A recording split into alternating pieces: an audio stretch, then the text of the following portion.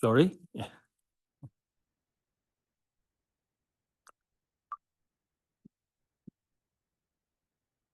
Okay.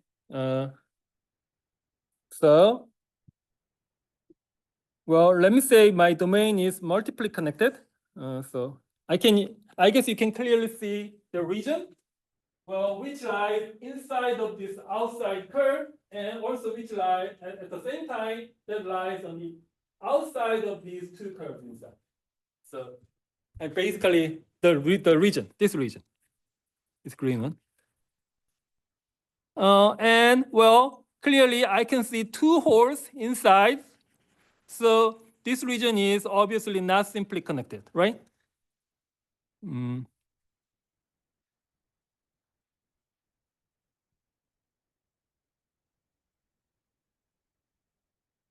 Okay, all right. So this shaded region, I will say R. And let us assume that f is an analytic function on this multiply connected domain. So since this guy is not multiply connected, so well, I cannot use the Cauchy-Gaussian theorem. But even in this case, I can say something about the line integral on the boundary of this domain. So you know what? If your domain is a multiply connected, then well, usually in that case, your boundary of the domain consists of more than two components, so more than one component. So in this case, well, I have three boundary components. The first one goes like this, and the second one and third one. So you have three boundary components. And by the way, let me give the orientations of each of these boundary components. So well, for the outside one, I will say C, and for this guy, I'm gonna say this is C1 and C2, and C the line integral of this analytic function on the outside curve C should be the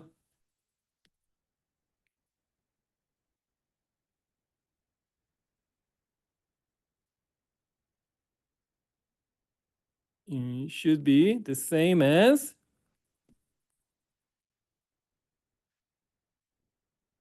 the line integral of this inside boundary component.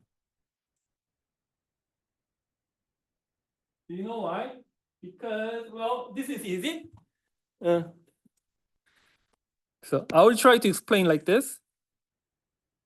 So even though this guy this guy is obviously multiply connected, but what if I cut open this domain, cut open this region, so that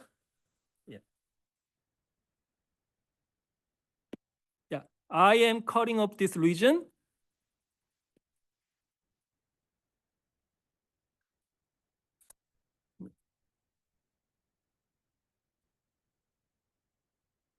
Okay, this is good.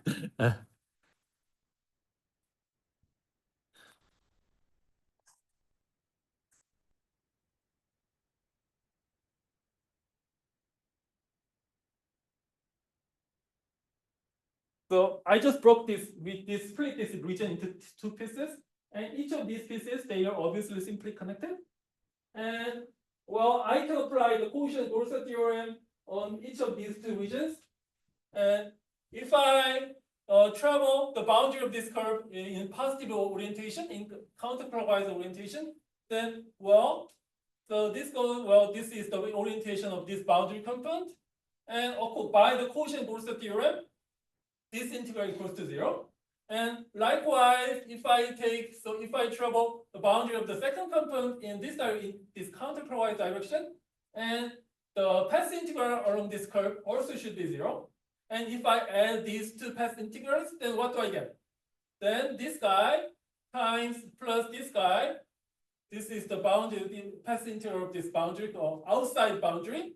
But for these boundaries, and the first one I travel in this direction, and the other one I travel in that direction, so therefore they cancel each other, and therefore they also cancel each other, and they also cancel each other. So what remains is this path integral along this outside curve, and the path integrals of these inside boundaries, but this time around, the inside boundaries has been traveled in clockwise direction, right? So opposite of this pre-given orientation. So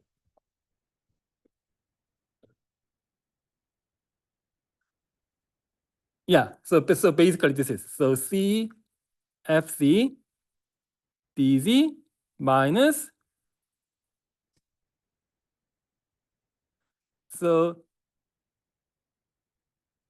and sum of all these integrals should be 0 because integral along this curve equals to 0 and integral along this curve or these curves also equals to 0. So therefore, this guy should equals to 0. And if you move this guy to the other side of this equation, then you will get this answer.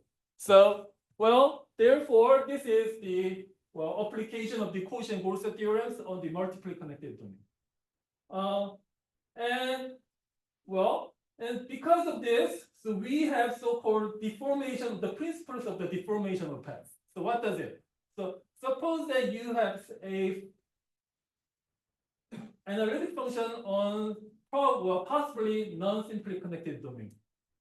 For that case, integral, if you're trying to do a path integral along a curve that encloses a singularity, then that path integral is actually independent from your choice of curve. It only depends on your path how many times your path is enclosing the singularity. So that is what I say the deformation of the principle of the deformation of the path. So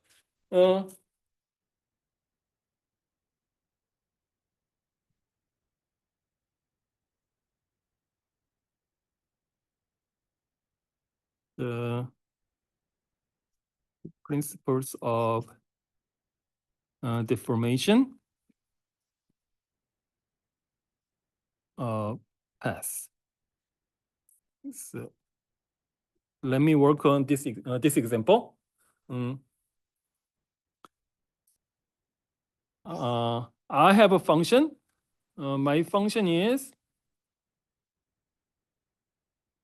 1 over z, and obviously this guy has singularity at the origin, and I am interested in finding the path integral of this integrand along this curve.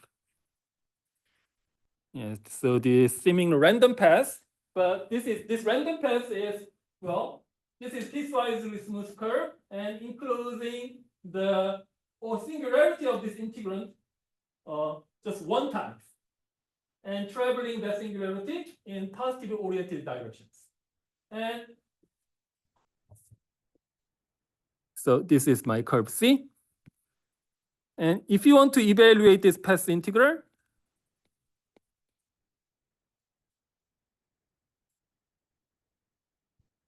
then I believe the answer should be 2 pi times I. Why is that? Because of the principles of deformation of the path.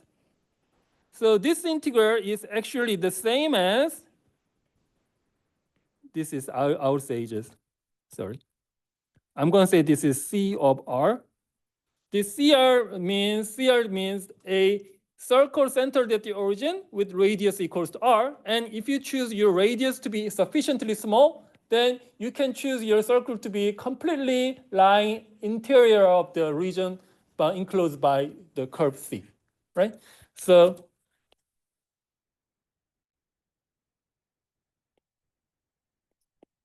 this guy is the same as CR of FZ dz. Okay, now I will need to compute. And since this path has been well defined, so I can actually give explicit parameterization of this guy. So which is z equals to r times e to the I times t, and t is from 0 to 2 pi. So 1 over r times e to the it times r times I times e to the it, and everything dt. And turns out this integral is just 2 pi times I. Okay. So this is a typical application of the principles of deformation. All right. Now we are turning to the next section about the one of most important theorems in the integral, path integral, so which is namely Cauchy's integral formula.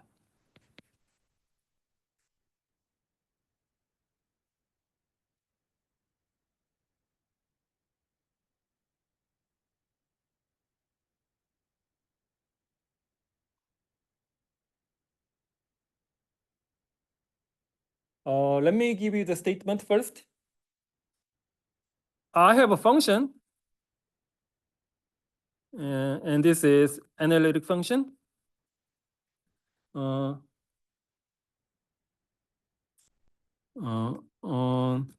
a simply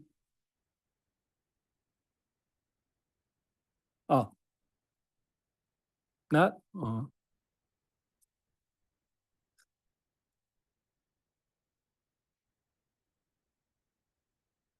inside of a simply closed curve.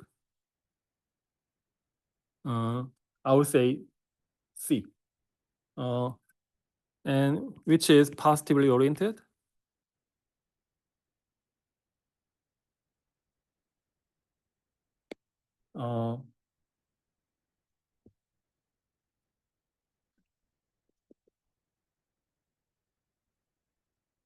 If Z0 is a point in the interior of the region bounded by C,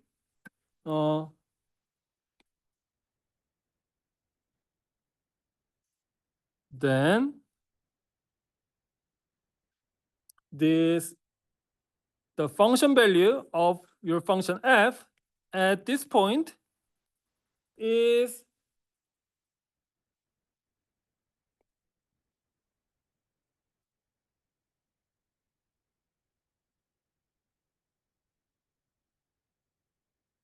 so this is the famous Cauchy's integral formula. Okay, so let me just give you some explanation of the statement. So I have my function f. So and my function f is assumed to be analytic on the region bounded by the simply closed curve. So therefore, the domain of this function f is also simply closed. Sorry, simply connected, right? Okay. Now, if I do not have this denominator, then because of the Cauchy-Borset theorem, the answer is this integral must be obviously equals to 0, right? But since now I put some additional singularities for this integrand function, so therefore my function f fails to be analytic at this point, at this very specific point. So therefore I cannot apply the Cauchy-Borset theorem anymore, right? Because my region is right. My curve is actually enclosing a non-analytic point inside. So, and surprisingly, by putting this one singular point for this integrand, and suddenly my integral becomes a function value of my function f at this very specific point. So this is a Cauchy's integral form. And because of this, we can actually derive many interesting properties for the analytic function. So this is what we are going to do for today's lecture. Okay, first I'm going to give you the proof of this.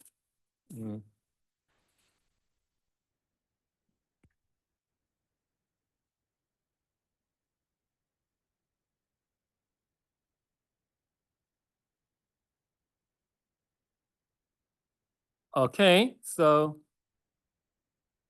since we are dealing with this path integral, z minus z0. However, well, by using the principles of deformation of the path, so I'm going to, well, maybe I'm okay to change my path of integral from C to C low. So this C low, this guy is a circle of radius low centered at this guy, this point. Well, this is always okay because, yeah, I'm using the principles of deformation of the path.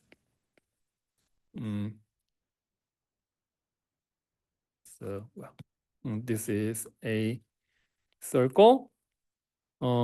Center is the point z0, and radius is some small number. So I'm going to choose my low to be so small that this C of low is completely enclosed by my curve C. Okay, then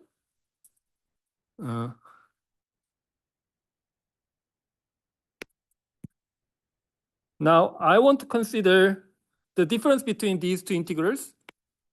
So this guy,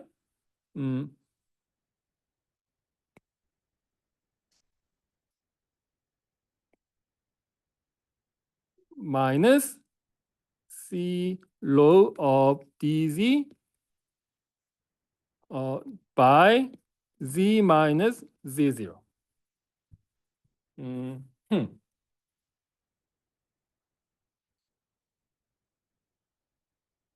Oh, sorry. This one is also supposed to be C low.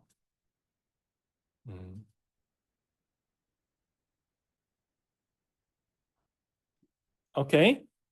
Oh, by the way, I know this number.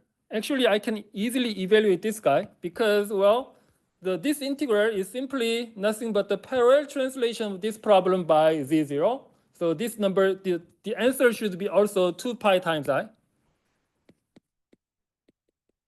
Yeah. But anyway, I am taking the subtraction of these two integrals.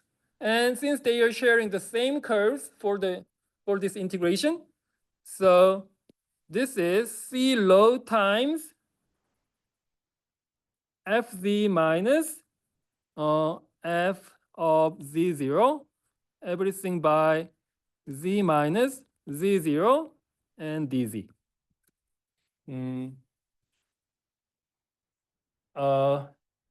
Okay, so I will try to find some sort of upper bound of this integral. What? Yeah.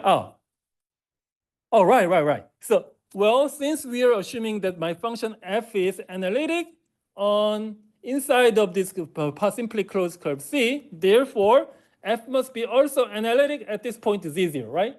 And being analytic also guarantees that my function is also continuous at this point, right?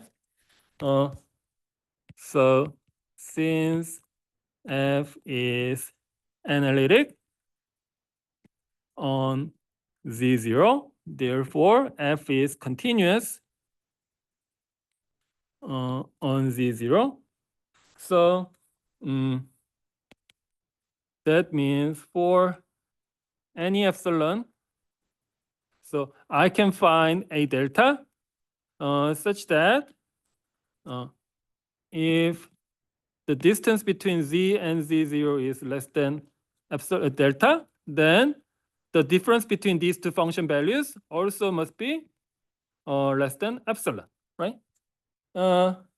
Okay, so why am I doing this? Because, so, right. So therefore, suppose that the radius of this circle is less than this delta, right? So if low is less than this delta, then every z appearing in this inside of the integral must satisfy this condition, right? Therefore, this inequality also must be true. So if the radius of the circle is less than delta, then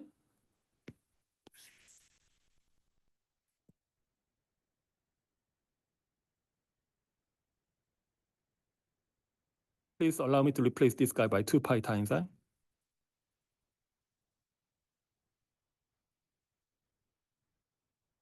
The difference between these two, yeah, I'm taking the modulus.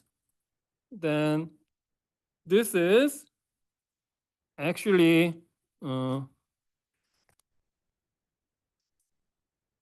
fz minus fz0, z minus z0 and dz. And maybe at this point, I need to apply the ML inequality. So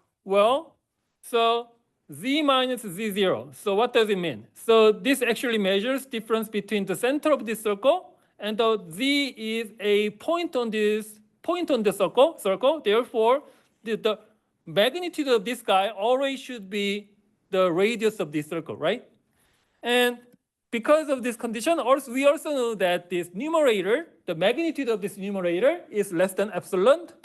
So this whole thing should be bounded by epsilon over rho times the length of the curve, which is 2 pi times rho.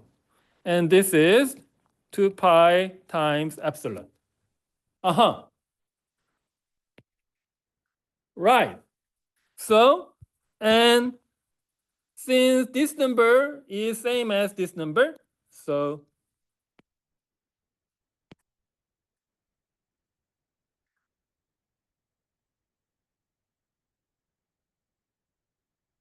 even if I drop this, low here, now, so therefore, this is less than 2 pi times epsilon. Okay. And for this left-hand side, I have these two numbers, and these two numbers, they are completely independent from choice of low, right? And they are less than some arbitrary small number, epsilon. Therefore, the only possible explanation of this is that this right-hand side must be zero, right? Because this number, magnitude of this number can be chosen to be arbitrarily small. Therefore, this guy must be zero.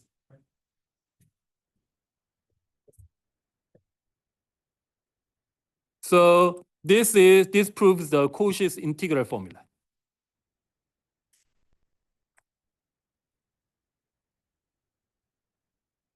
Is 2 pi I times f of z0.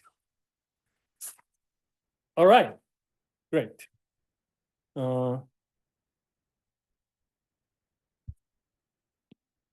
Okay. Before I move on, so let me work on some exercises. I have a unit circle.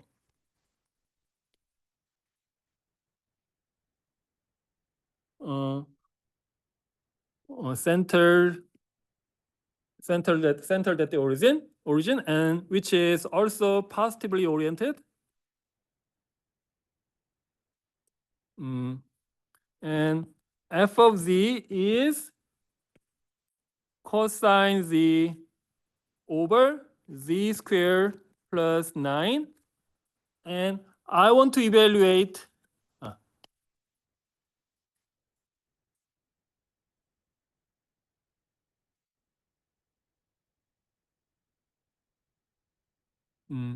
z times z squared plus 9 dz. All right, yeah. Since we have done the Cauchy's integral formula, so I have very strong feeling that I will need to take advantage of the Cauchy's integral formula for this exercise. Can you guess? Yeah, sure. Well, you can actually read this integrand as f of z divided by z minus the origin, right? Then you can use the Cauchy's integral formula. So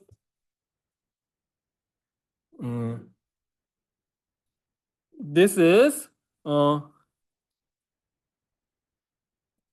the answer is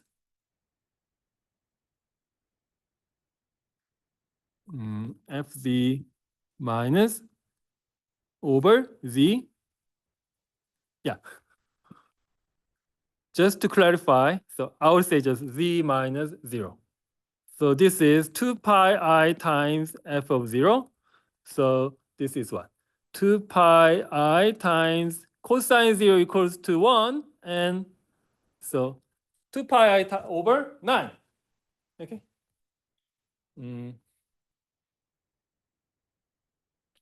Okay. All right. Great.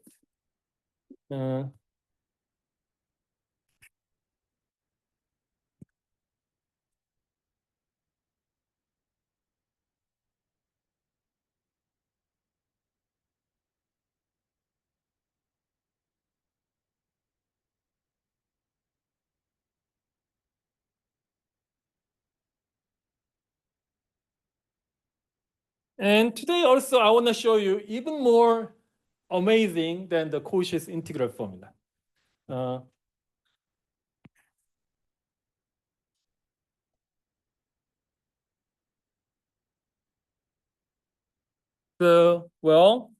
I'm going to also give you the statement. So I have the same hypothesis as we had in the Cauchy's integral formula.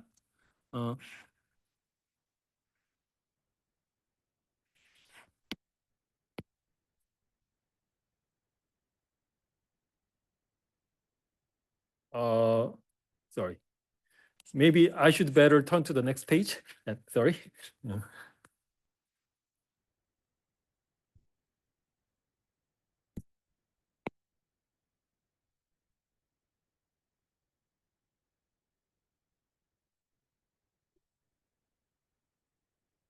Then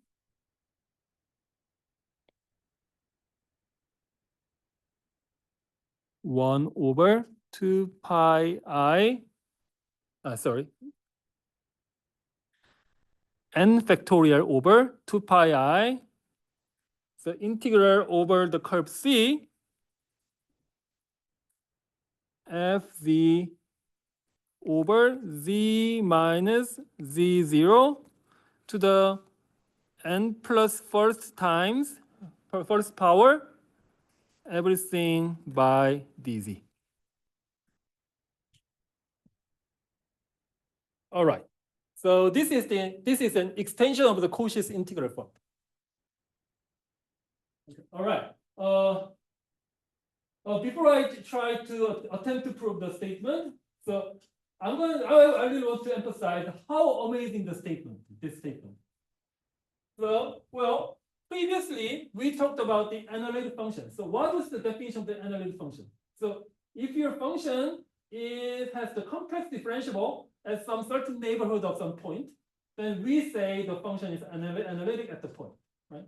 So being analytic, so well, a priori, so is a condition on the first order differentiability of your complex function, right? But however, so I want to put the emphasis on this n over here. So what does it mean? So this means the nth derivative of function. So if you believe in the statement of the theorem, then you can also say that if your function is just one-time differentiable at some point, z0, then the function is also n times many differentiable at the point. And since there is no restriction imposed on this integer n, therefore, if your function is just one-time differentiable, then automatically then your function is infinitely many differentiable. Right? Isn't that amazing? And this is a wide difference between the real differentiability and complex differentiability. So in the real analysis or in the calculus, then we talked about the n times continuous differentiability. So or sometimes we say the Cn function. So what is the Cn function? There is a class of functions named the Cn function, and if your function belongs to that class, then your function is just n times main differentiable, and after that, you may not be able to proceed your differentiation any further, right? So there is such a function. So I can actually try to think of that example, the counted example of the function that belongs to Cn class, but there is no such thing in the complex analysis.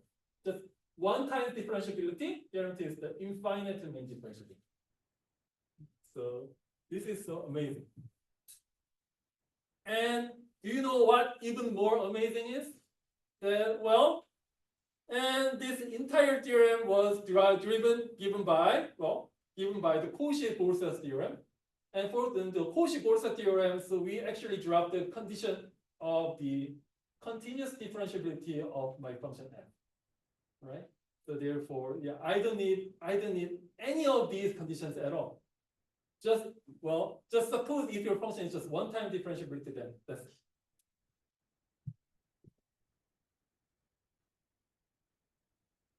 Okay, now the proof of the statement requires significant amount of time, but also let me try that. The first, I want to prove that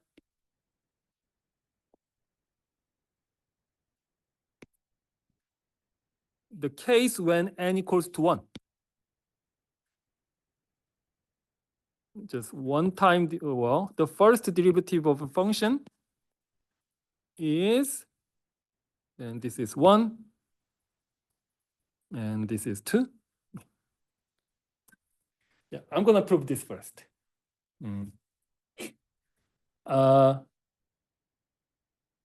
Okay, so, just to prove this, I'm going to use the similar trick. So, I will try to consider the difference between this number and that number. And I will also consider the magnitude of difference of these two complex numbers. And if I can say this magnitude of these two numbers, the difference of the magnitude of these two numbers can be bounded by arbitrary small number, then we are safe to say that these two guys are the same, actually the same thing, right? And in order to find the magnitude of this integral, then I will try to do some preliminary analysis on the shape of this curve. So,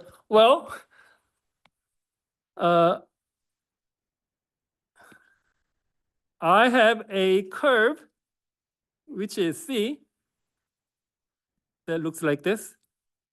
This is positively oriented. And suppose that this is my point of interest, which is Z0. And since we are assuming that this Z0 is contained in the interior of the region enclosed by this curve C, so maybe, I can think of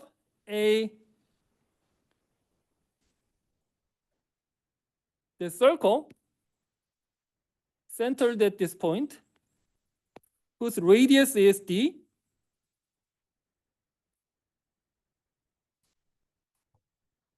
So that this disk is completely contained in this region. Okay. Yeah, there must be such a number, real number D. So there is a positive real number D, such that the disk of radius D centered at Z0 is enclosed by C. Okay. Now, so I will need to compute this derivative. This derivative. So Z0 plus delta of Z minus FZ0, everything divided by delta of Z. Okay. Okay, now this time I will need to use the Cauchy's integral formula. So 2 pi I 1 over 2 pi I C Z minus delta of Z Z0. Sorry. No, yeah, this is right. Minus 1 over Z minus Z0 parenthesis and everything FZ DZ. Oh, oops. Yeah. Sorry. I messed up. Yeah. This is good. Yeah. FZ and everything divided by the delta of Z. Okay, great. I am using the Cauchy's integral formula. So f of Z0 plus delta of Z can be written as 1 over 2 pi I times C and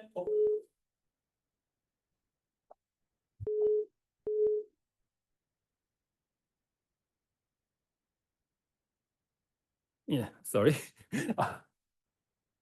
Right, yeah, so this guy equals to this integral according to Cauchy's integral formula. And this one also can be associated to this integrand of this integral.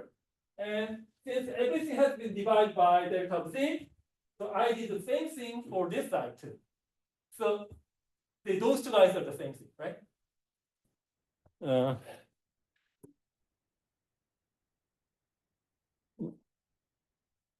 Oh, by the way, so I want to put one additional condition for this delta of Z. So,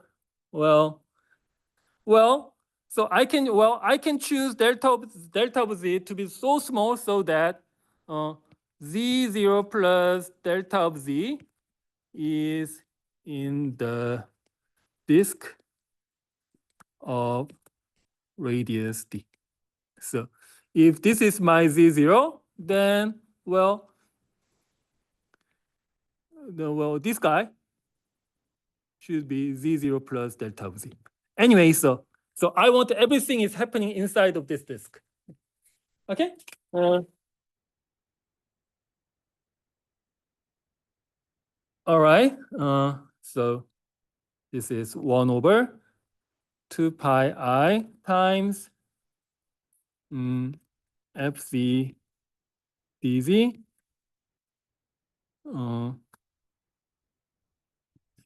So Z minus, yeah, using the like denominators,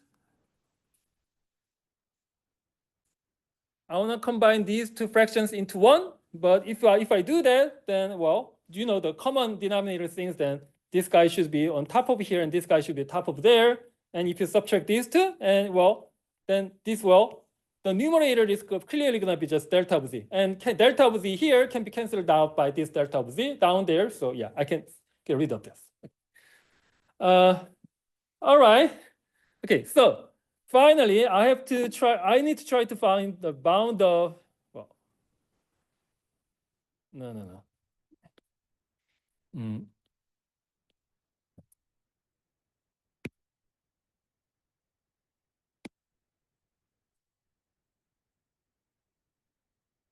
I want to change this guy into something more useful. This one can be written as 1 over, this is just a little piece of algebra, so not a big deal. You can actually easily verify this by yourself. And so delta of Z and everything, just this guy,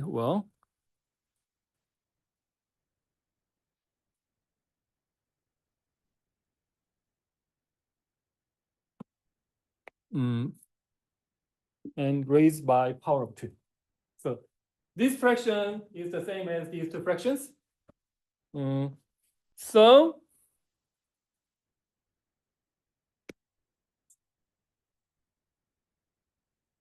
this is just, so minus 1 over 2 pi I times FC FZ dz, everything by z minus z0 squared is, yeah, I am moving this guy to the other side of this equation. So, and 1 over 2 pi I just carries over. And this guy is for the integrand for the right hand side. So fz times delta z dz over this one. Okay. All right. Now, yeah. So this is f prime at z0, and this is the expression that appears in the extension of the Cauchy's integral formula. So therefore, I am trying to find the upper bound of this integral. Just to do that, yeah. First, I will need to find the upper bound of this guy. Yeah. Sorry, lower bound of this guy, because this guy lies in the denominator. So z minus z0 minus delta of z.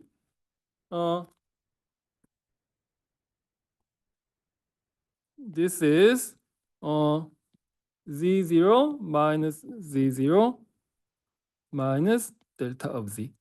Yeah, so this is true by triangle inequality. And what is this? I am considering z minus z0. So what is this? So z minus z0. So this is here, this z represent a point on this curve C. And I'm considering the distance between the point on the curve and this point of interest. And clearly from this picture, it is easy to say that z minus z0 is always bounded below by the radius of this disk, right? So this is d minus delta of z, okay?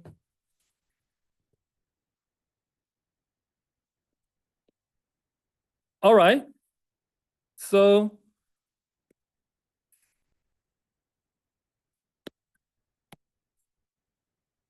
we are talking about the upper bound of the magnitude of this integral. And this is just 2 pi, 1 over just 2 pi. Well, the magnitude of this number is just 1 over 2 pi. Yeah, so no brainer. And using the ML inequality, this guy is bounded by 1 over d minus the magnitude of delta of z, everything. And well, I also said that z minus z0 is bounded below by d. So therefore, this factor is also can be replaced by d squared. Oh, sorry, not. Yeah, I'm talking about the upper bound of this. Yeah. Okay, good. Yeah, so I was kind of successful finding the upper bound of the denominator. What about the numerator? Yeah, it just delta of z just carries over. And well, what is the upper bound of this? Yeah. Oh, but good. But well, there will be no problem finding the upper bound of f of z because f of z is a continuous function because this is an analytic function. So therefore, f of z must be continuous along this curve, right? Therefore, the magnitude of this guy must be bounded along C, right? So I will just simply say that it's M.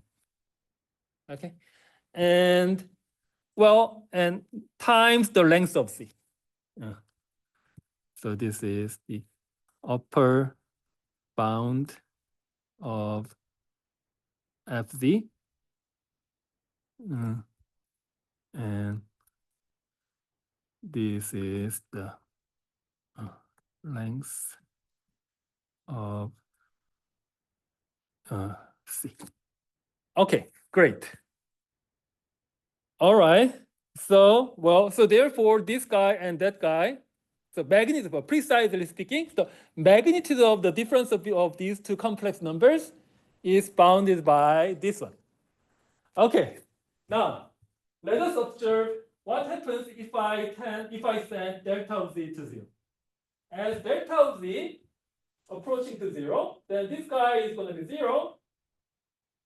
And so therefore, the denominator should be approaching to just d to the d cubed, right?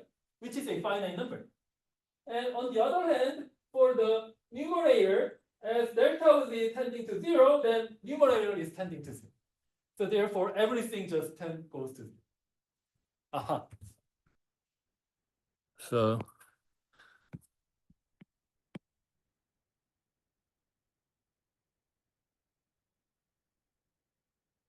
as delta of z tending to 0, then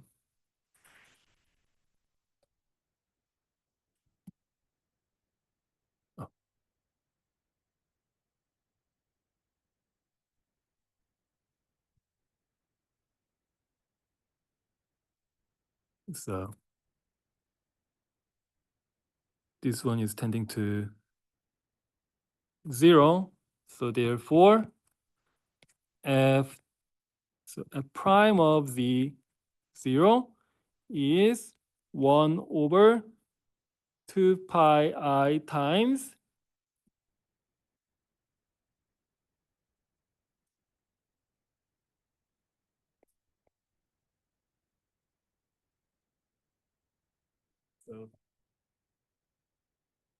so this proves the first step of the Cauchy's integral formula, extension of the Cauchy's integral formula. Wow. Okay, so all right. Okay, now let me just go back to the original statement. So the statement is not only about when n equals to 1, but this statement also must be true for any general positive integer n. And in order to do that, I will I will need to use the mathematical inductions and try to prove all of them. This is going to take a humongous time just to prove the induction step. So I just proved the base step, and I will need to prove the induction step. Yeah, I can do that. Actually, I can give you the proof of this. Well, actually, matter of fact, I prepared a bunch of lecture notes just to prove the induction step. But if I do that, then most of you just far asleep. Yeah, I don't like the idea. So for those of you who are interested in this induction step, yeah, well, I will upload the proof of the induction step on PRMS. And if you're interested, you can maybe check that out by yourself. And okay, so this is it. So for our lecture, for the purpose of our lecture, so this is the end of the proof. And I'll just simply put just one additional line and use the mathematical induction.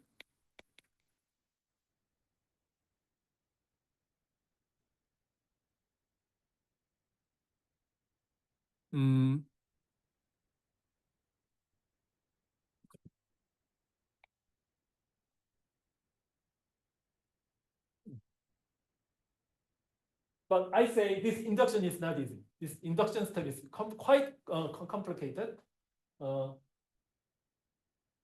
Okay, but for now, okay, let me say, okay, please let us take this for granted. Okay. Sorry about that.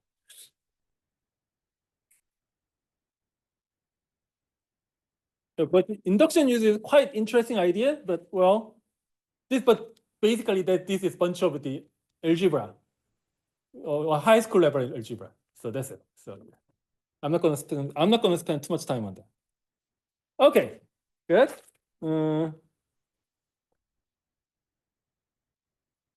All right, and for the rest of today's lecture, we're gonna talk about the consequence of this Cauchy's integral formula.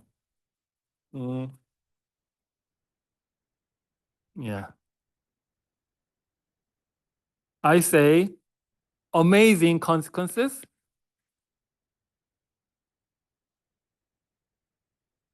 of Cauchy's integral formula.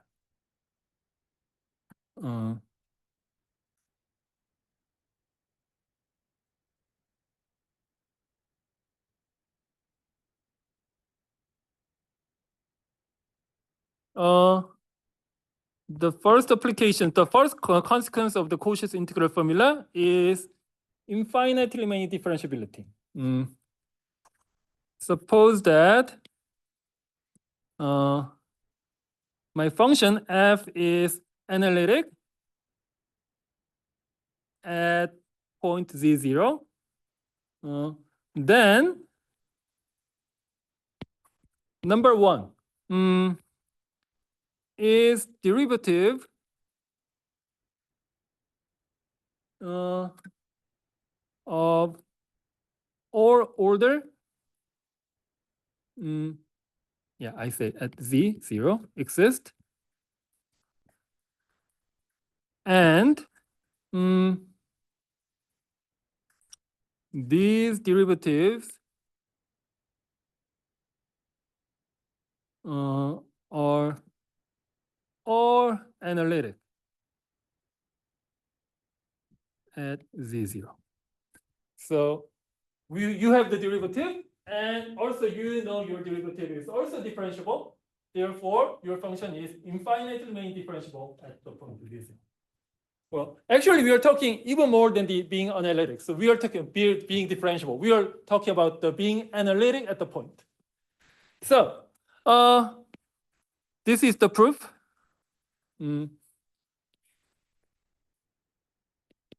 So since we are assuming my function is f is analytic at point z0, and being analytic, well, by definition, means that I can find some open disk of radius, may say epsilon.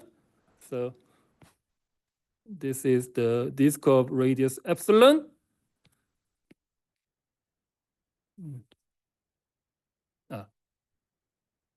I should say open disk of radius epsilon centered at z0.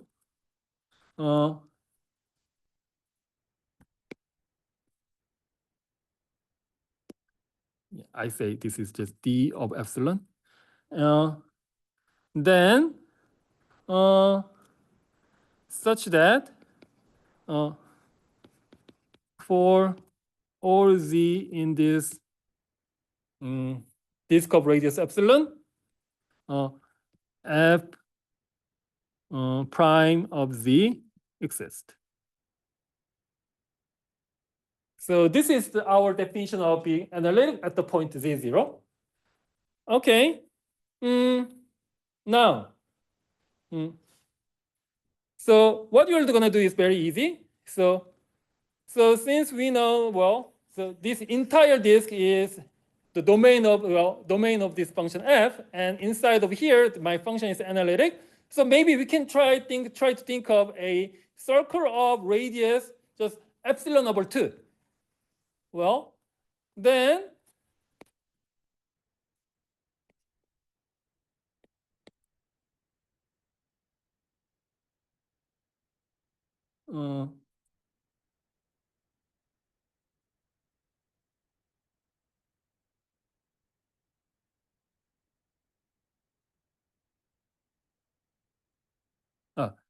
then we can think of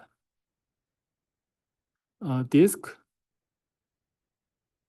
d of epsilon over 2 about z0. So we are talking about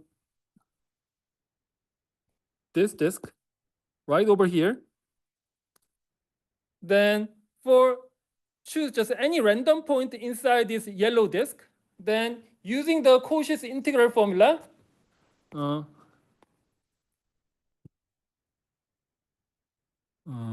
for all z in this disk of radius epsilon over 2, f double prime of z exists. Why? Because if you choose just this point over here, then you can think of a curve maybe around this much. And by using the extension of the Cauchy's integral formula, then you can actually evaluate this number at this point. Therefore, you are safe to say, f prime of the f double prime of the exists for all or each of these points. So that means f prime is analytic at z0. Okay, because why? Because at this point you are able to find a open neighborhood of this point, and on this neighborhood, not f but f prime is differentiable on each of these points. Okay, so f prime is that. What now?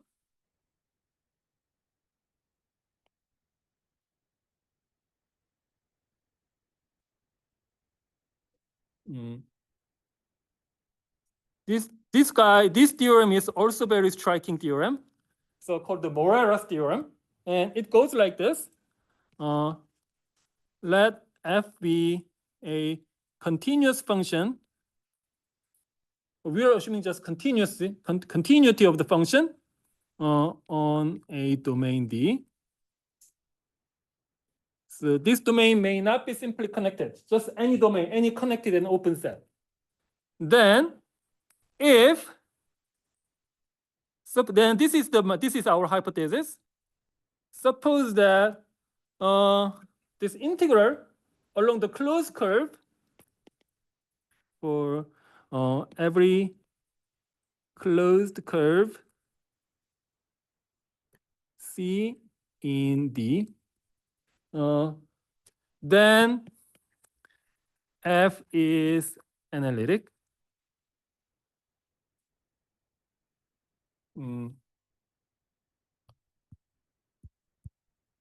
Why is that? Why is it true?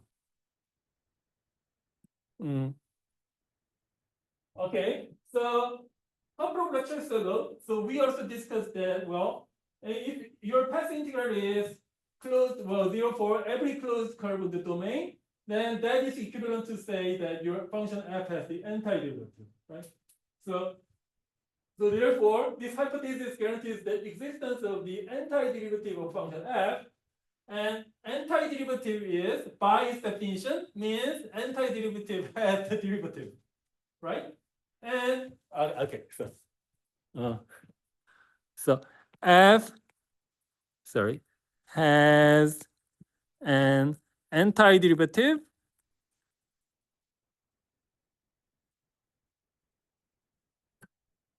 f on D. So antiderivative, in other words, so f derivative equals to f, right? So in other words, this guy is differentiable on D. And since this guy is differentiable on each of these points on D, therefore f is analytic. Therefore f prime is analytic. So f is analytic.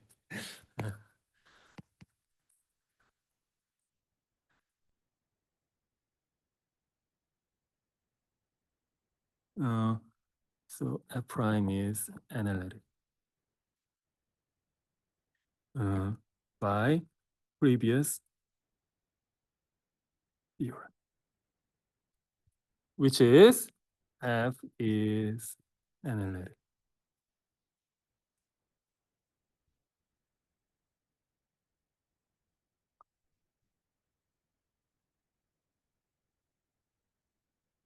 So, for instance, but also I need to say that, for instance, if f equals to 1 over z, if f of z is just 1 over z, is this guy satisfying this hypothesis? No, right? Because the domain of this guy is the entire complex plane minus the origin. But if your curve of interest is winding the origin, then this path integral should be other than 0, right? So therefore, this guy fails to satisfy this condition.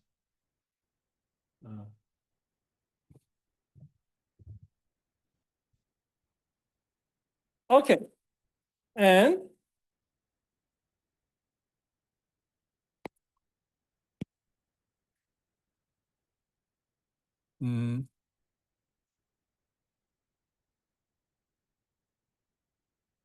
the Cauchy inequality.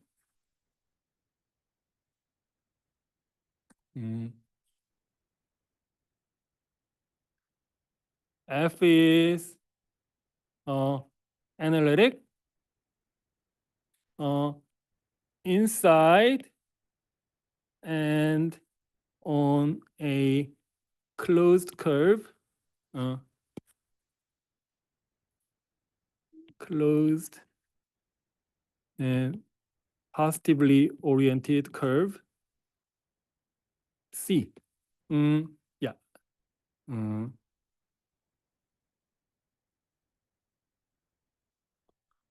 I'll say CR.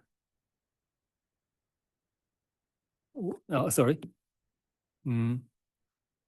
Oriented circle, which I will name CR, whose radius is R. And let me say the center of this circle is Z0. Okay. So I have a circle here. And if M of R means the maximum of the modulus of function Fz on CR, then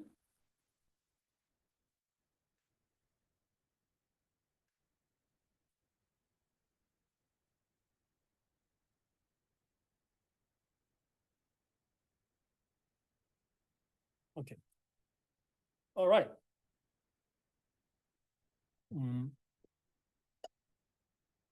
Okay, yeah, sounds complicated, but proof is very easy. Well, I can just use the Cauchy's integral formula as a cos. So this one, the nth derivative at n0 is just n factorial times 2 pi I times CR Fz dz by z minus z0 to the n plus 1. Yes, and well, since we are talking about the modulus of this number, yeah, I am taking the modulus. And well, I feel like I will need to use the ML inequality. So, well, the modulus of this number is just n factorial over 2 pi. So easy. And for the upper bound of magnitude of this guy, well, since this guy is bounded by MR, because, well, we are assuming that this is maximum. So MR over here, and the denominator is, well, if Z is a point on CR, then this guy is constantly R, right? So this is just R to the n plus 1. And everything by the length of the curve, which is 2 pi R, right? So n factorial times MR over R to the n. Okay? All right. Yeah, so why do we need this theorem? Just to prove this last but very important theorem called the Liouville's theorem.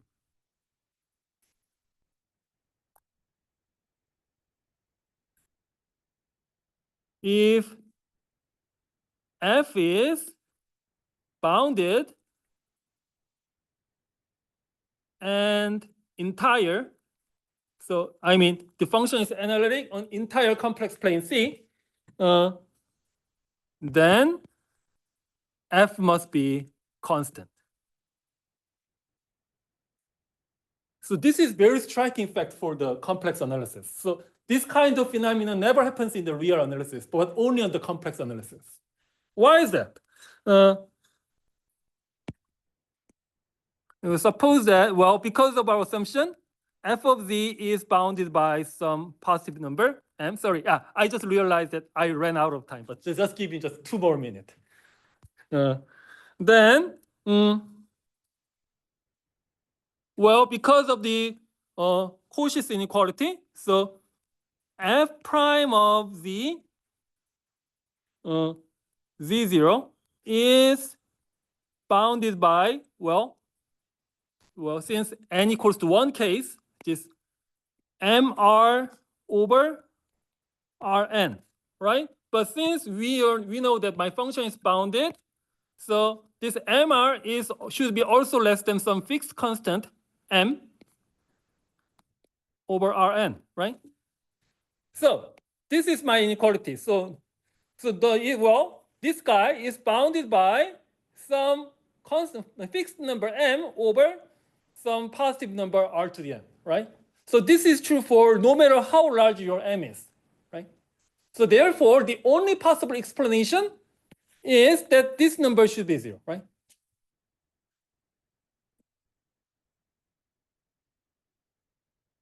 And this is true. This must be true for all z0 in the entire complex plane. Therefore, f prime is constantly 0 for every complex number. And well, like 3 weeks ago, so we proved this. So if any complex number derivative equals to 0, then that must be constant. Okay. So this is. All right. I really appreciate your patience and see you next time.